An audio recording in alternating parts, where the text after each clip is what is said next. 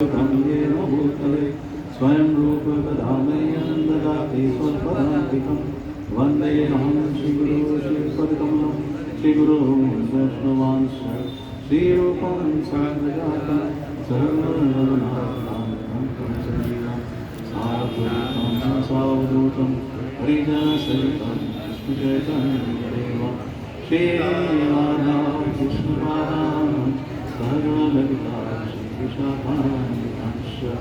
हे कृष्ण करुणा सिंधु दीनबंधु जगत्पते गोपेश गोपिकाकांत राधाकांत नमस्ते भक्तकांचन गौरांगी राधे वृंदावनेश्वरी वृषभानुसुते देवी हनुमानी नमो विष्णुपादाय कृष्णपृष्ठाय भूतले श्रीमते भक्ति वेदांत स्वामिनिति नामिने नमस्ते सरस्वती देवे गौरवाणी प्रचारिणे निर्विशेष शून्यवादी आशाभिषुधारिणे वाञ्छाकल्पतरुभ्यश्च कृपा सिन्धुभ्यैव च पावनेभ्यो वैष्णवेभ्यो नमो नमः।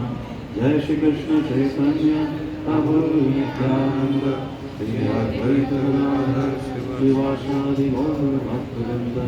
हरे कृष्ण कृष्ण कृष्ण हरे हरे हरे राम राम राम हरे हरे। हरे कृष्ण कृष्ण कृष्ण हरे हरे हरे राम राम राम हरे हरे। हरे कृष्ण कृष्ण कृष्ण हरे हरे हरे राम राम राम हरे हरे।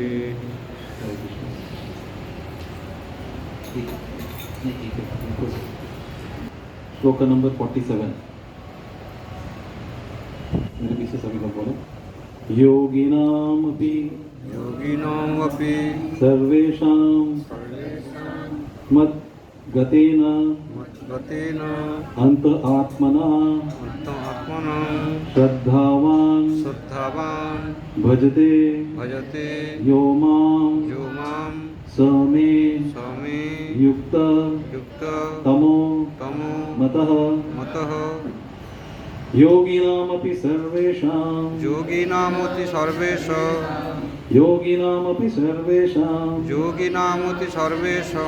मद्गते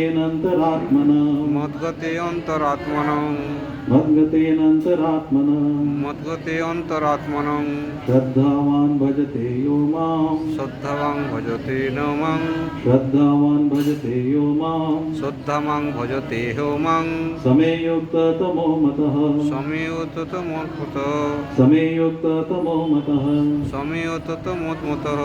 योगिनामपि सर्वेषां मद्गते अंतरात्मनं श्रद्धावान भजते यो मां समे युक्त तमो मतः। इसका शब्द का अर्थ है योगी नाम। बोलिए योगी नाम योगियों में से अपि भी सर्वेषां समस्त प्रकार के मद्गतेन मेरे परायण सदैव मेरे विषय में सोचते हुए अंतः आत्मना अपने भीतर श्रद्धावान पूर्ण श्रद्धा सहित भजते दिव्य प्रेमा भक्ति करता है। यह जो मां मेरी परमेश्वर की सह वह मैं मेरे द्वारा युक्त तमः परम योगी मतः माना जाता है। इस श्लोक का अर्थ है, मैं पढ़ता हूँ, आप मेरे पीछे दोहराएं। भगवान बोलते हैं और समस्त योगियों में से जो योगी अत्यंत श्रद्धापूर्वक मेरे परायण है, मेरे परायण है, अपने अंतःकरण में, अपना अंतःकरण में, मेरे विषय में सोचता है और मेरी दिव्य प्रेमा भक्ति करता है।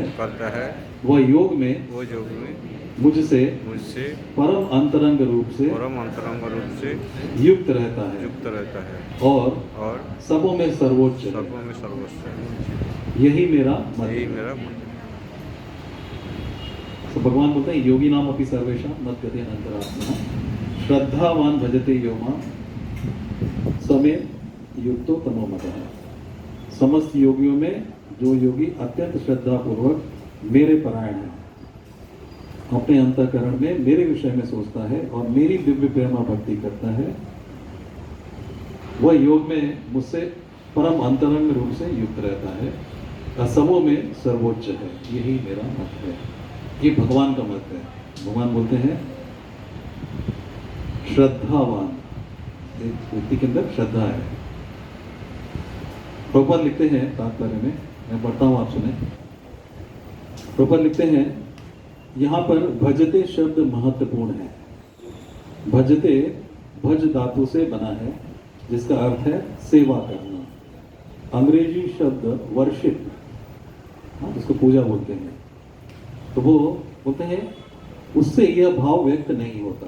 वर्शिप जो इंग्लिश का वर्ड है, हमारा जो भजन है उसके साथ वो मैच नहीं करता, अलग अलग चीजें बोलते, क्योंकि इसमें पूजा करना, सम्मान दिखाना तथा योग्य का सम्मान करना सूचित होता है, किंतु प्रेम तथा श्रद्धा पूर्वक सेवा तो श्री भगवान के निमित्त है। किसी सम्मानीय व्यक्ति या देवता की पूजा न करने वाले को अशिष्ट कहा जा सकता है, किंतु भगवान की सेवा न करने वाले की तो पूरी तरह भर्त्सना की जाती है। प्रत्येक जीव भगवान का अंश स्वरूप है और इस तरह प्रत्येक जीव को अपने स्वभाव के अनुसार भगवान की सेवा करनी चाहिए। ऐसा न करने से वह नीचे गिर जाता है। भगवत पुराण में इसकी पुष्टि की गई है 11.5.3। यह एषां पुरुषम साक्षात आत्म प्रभवीश्वरम न भजन्ति अवजानन्ति स्थाना भ्रष्टः पतन्ति अधः।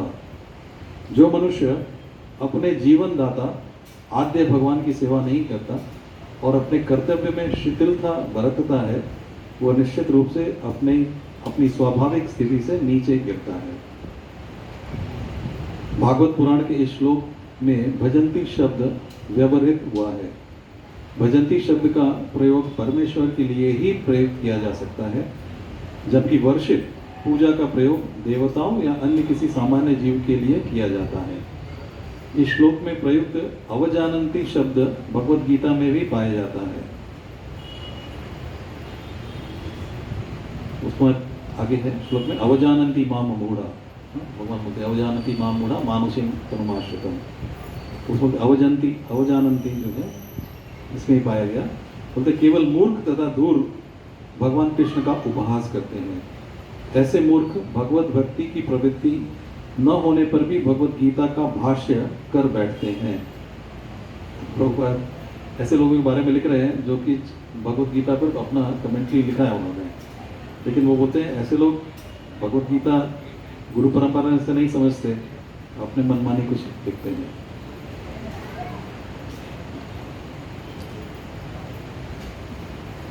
बोलते ये सब मूर्ख है। फलतः वे भजंती तथा वर्शिप शब्दों के अंतर को नहीं समझ पाते। भक्ति योग समस्त योगों की परिणति है। परिणति मतलब इट कल्मिनेट्स इनटू टॉप मोस्ट। भक्ति सबसे उत्कृष्ट, सबसे ऊपर की चीज है।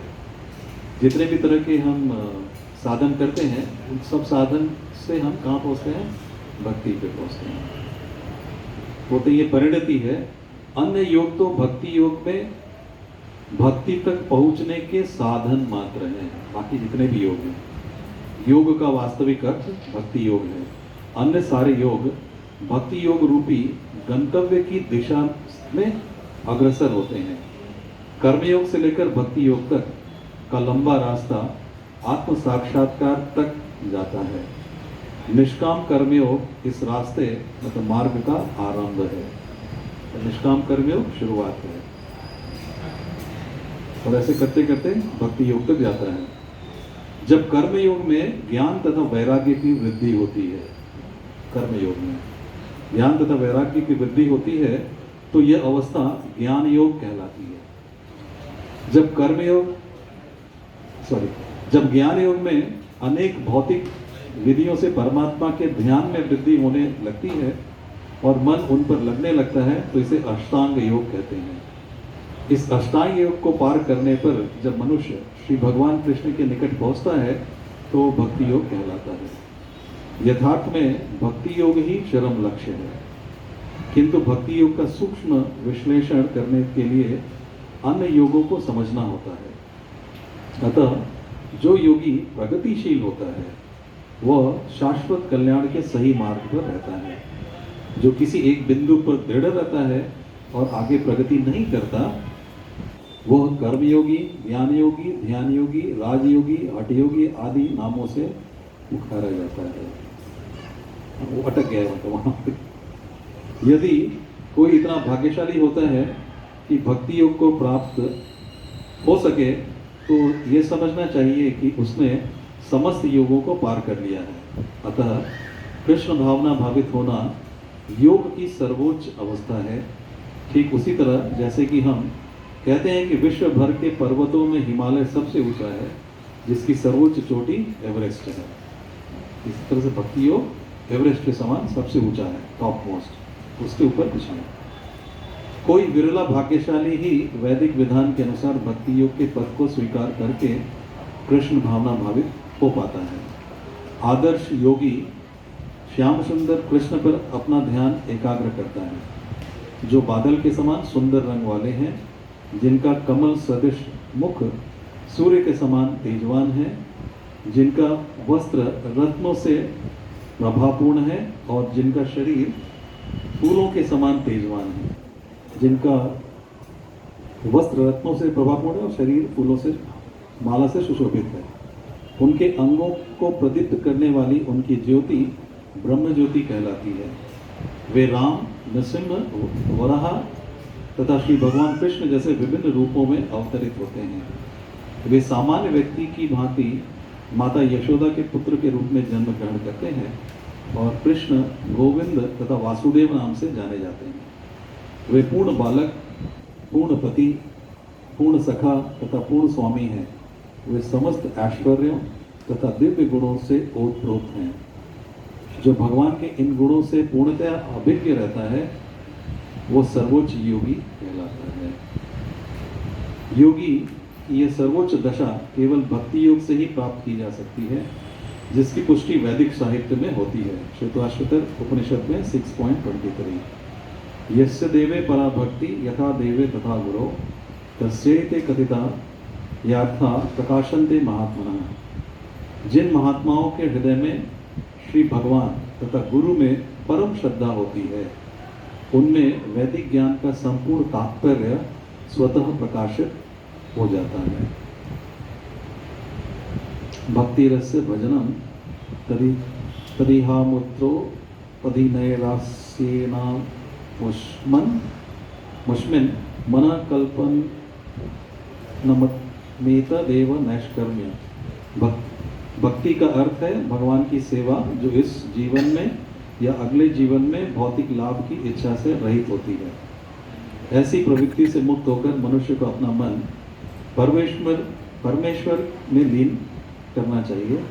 नैष्कर्म्य का यही प्रयोजन है। ये गोपाल का अपने उपनिषद से लिखा है। ये सभी कुछ ऐसे साधन हैं जिनसे योग की परम संसिद्धिमयी अवस्था भक्ति या कृष्ण भावनामृत को संपन्न किया जा सकता है।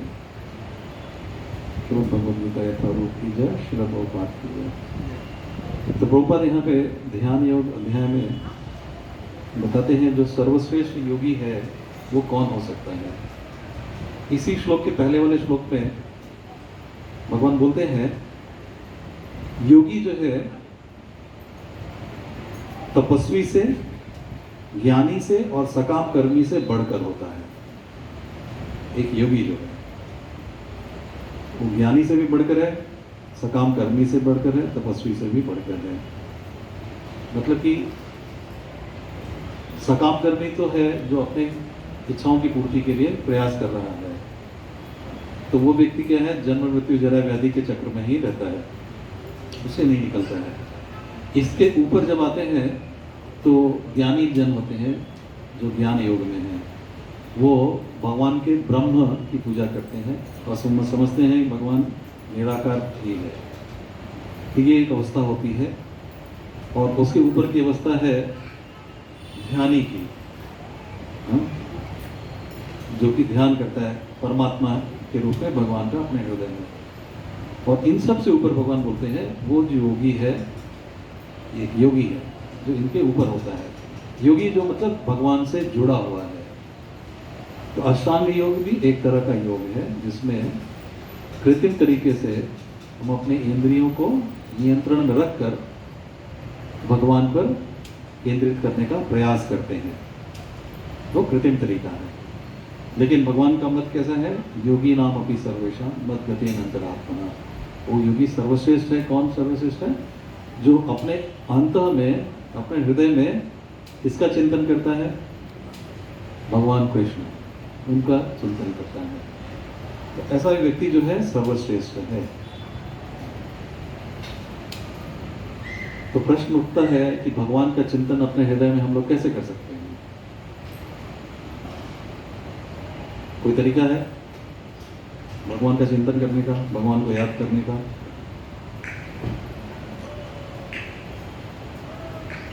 किसी को कोई आइडिया है कैसे भगवान का चिंतन हमारे समय कर सकते हैं? मन तो हर समय कुछ न कुछ काम करेगा। मन को कभी हम रोक सकते हैं कि नहीं, आज मन कुछ नहीं सोचेगा? कभी ऐसा किसी ने प्रयास किया? आज मन का संडे है तो आज मन बिल्कुल कुछ नहीं सोचेगा, ऐसा कभी नहीं होता। मन अपने से सोचता है। क्यों? अपने नियंत्रण में नहीं होता। मन हमारे नियंत्रण में होता है? नहीं होता है। फिर किसके नियंत्रण में है? अरे अपना चीज अपने नियंत्रण में नहीं है। इसलिए जो मन है वो सभी इंद्रियों का केंद्र बिंदु है। जितनी भी इंद्रियां हमारी हैं उसका केंद्र बिंदु क्या है? मन है। और मन को अगर नियंत्रित कर लिया तो सारी इंद्रियां नियंत्रित हो जाती हैं। और मन जब नियंत्रित है तो बुद्धि भी नियंत्रित होगी। बुद्धि नियंत्रित है, फिर हम भजन में लग सकते हैं। इसको नियंत्रित करने का तरीका भगवान अगले अध्याय में बताते हैं।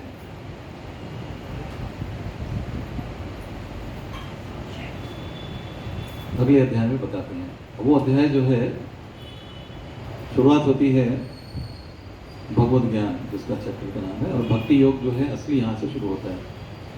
तो भक्ति योग में सबसे पहला भगवान बोलते हैं अर्जुन को, मयि आसक्त मना पार्थ योगम युञ्जन मदाश्रय असंशयम समुद्रम मा यथा ज्ञास्यति तत् शृणु। सुनो। सबसे पहला इंस्ट्रक्शन है श्रवणम, सुनना। तो सुनना जो है सबके लिए बहुत जरूरी है। तो क्या सुनेंगे हम? क्या सुनना चाहिए? एनीथिंग कनेक्टेड विद कृष्ण, कुछ भी हो, भगवान का नाम, रूप, गुण, लीला इत्यादि, उसका कीर्तन और श्रवण। तो यहाँ पे भगवान ने सबसे पहले क्या बोला? सुनना है। किससे सुनना है? भगवान स्वयं अर्जुन को बोल रहे हैं, मुझसे सुनो। उससे, उनसे, अर्जुन से भाग्यशाली और कौन हो सकता है? साक्षात भगवान बता रहे हैं। हम लोग के लिए क्या है? वही भगवान गुरु के रूप में सुना रहे हैं, वैष्णव के रूप में सुना रहे हैं। ऐसा नहीं है कि किसी एक व्यक्ति सोचे कि मेरे गुरु ही, उनका ही सुनना है। नहीं, भगवान जैसे सूर्य की किरणें निकलती हैं तो कोई एक किरण दूसरे किरण का कोई भेद नहीं है, एक ही ऊर्जा के साथ वो चलता है। ठीक वैसे ही जो गुरु तत्व है वो कैसा है? उनको बोलते हैं हिज डिवाइन ग्रेस। जो भगवान की शक्ति है वो उनके माध्यम से हमारे तक पहुंचती है। तो वैष्णवजन जो है उनकी वाणी को सुनना है। और क्या करना है? खुद से बोलना है, खुद से सुनना है। हरि नाम खुद से बोलना है, खुद से सुनना है। श्रवणम कीर्तनम, हाँ, श्रवणम कीर्तनम, श्रवणम कीर्तनम, फिर स्मरणम भी होगा। और क्या करना है? भगवान ने जो शास्त्र दिए हैं, भगवत गीता, भागवतम, और उससे ऊपर जाते हैं तो श्री चैतन्य चरितामृत, और भी ऊपर जाते हैं तो जो गुरु महाराज लोग हैं उनकी जो जीवनियाँ हैं वो सब पढ़ें। उसका कीर्तन कब करना चाहिए? कितने लोग करते हैं? कोई नहीं करता। हफ्ते में एक दिन पढ़ते हैं। भगवत गीता कब छूते हैं हम लोग? नहीं छूते हैं। भागवतम नहीं छूते हैं। लेक्चर हर सुबह 8 बजे से 9 बजे तक आप ऑनलाइन यूट्यूब में लाइव चले जाइए, किसी भी इस्कॉन मंदिर में और जहाँ भी प्रवचन आते हैं आप कनेक्ट कर सकते हैं, आप सुन सकते हैं। बट सुनने के लिए समय है? नहीं है। समय क्यों नहीं है? सुनने का तो समय है, लेकिन दूसरा कुछ सुनने का समय है। भगवत हाँ, वो एक अलग बीमारी है कि बहुत कुछ सुनने का है, लेकिन जो सुनने के लिए बहुतों के पास समय नहीं है। लोग बोलते हैं हमारे पास समय नहीं है, लेकिन आज की डेट में जो टेक्नोलॉजी है इतना बढ़ गया है कि कोई बात नहीं, आप सुबह 8 से 9 नहीं सुन सकते, वो रिकॉर्डेड रहता है, बाद में तो सुनो, वो भी नहीं सुनते। पढ़ने के लिए पढ़ते भी नहीं है, तो फिर जीव का उद्धार कैसे होने वाला है? वो भगवान से कैसे जुड़ेगा? भगवान ने तो यहाँ पे बोला भाई कलयुग में बहुत डिफिकल्ट है, क्योंकि बहुत डिस्ट्रैक्शन है। भगवान की माया जो है कई रूप में हमको खींचती है, तो माया के प्रभाव को हम समझ नहीं पाते कि हम सच में माया ग्रस्त हैं या सब कुछ स्वाभाविक चलता है, ऐसा समझते हैं। तो भगवान की माया बहुत ही स्वाभाविक रूप से हमें अपना शिकार बनाती है, और हमें लगता है हम सच में बहुत बड़े भक्त हैं, भक्ति में लगे हैं, बहुत सेवा करते हैं। लेकिन भगवान बोलते कैसा है? सततम कीर्तयन्तो माम। कीर्तन की बात करते हैं तो कैसा करते हैं? सततम, हर समय। ऐसा नहीं कि सुबह ही करेंगे फिर उसके बाद नहीं करेंगे। अर्जुन को भी बोलते हैं कि तस्मात् सर्वेषु कालेषु माम अनुस्मर युद्ध च। युद्ध भी करो लेकिन हर समय, सर्वेषु कालेषु, कोई भी काल हो, हर समय। What you to do? माम अनुस्मर, मेरा स्मरण करो, और जो भी करना है करो, अपना कार्य करो, मेरा स्मरण करो। वो स्मरण करने से क्या है? भगवान बोलते वो व्यक्ति जो है वो वास्तविक योगी है, जो मुझसे अंतरंग रूप से जुड़ा हुआ है। भगवान से जुड़ने से क्या फायदा?